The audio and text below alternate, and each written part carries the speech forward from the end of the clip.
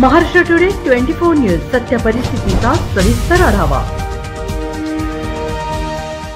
हिंगोली जिल्ह्यातील नामांकित असलेले देवस्थान या ठिकाणी कोणत्या राजकीय पक्षाच्या आमदाराच्या नावाखाली हे अवैध व्यवसाय थाटले याकडे सर्वसामान्यांचे लक्ष लागले आहे।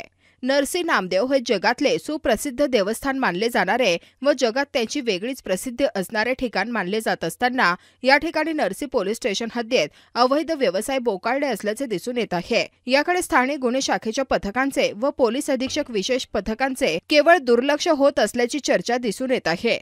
मटका, गुटखा व अवैध देशी दारू व क्लब हिंगोली ते सेनगाव रोडवर खुलेआम नरसी पोलीस स्टेशनच्या हद्दीत एकदम रोडवर आपले बस्तान मांडून बसले असून याकडे स्थानिक पोलीस प्रशासन व स्थानिक गुन्हे शाखेचे पोलीस अधिकारी व कर्मचारी कानाडोळा का करत असतील?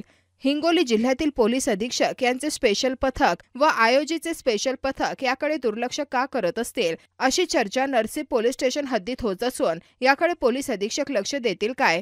त्वरित असले अवैध व्यवसाय धंदे बंद होतील काय? अशी चर्चा नरसी नामदेव फाटा हद्दीत दिसून येत आहे। महाराष्ट्र टुडे न्यूज मराठवाडा विभागीय प्रतिनिधी परशुराम जाधव, हिंगोली। आजच महाराष्ट्र टुडे 24 न्यूजला सबस्क्राइब करा आणि सत्य परिस्थितीचा सविस्तर आढावा पहा।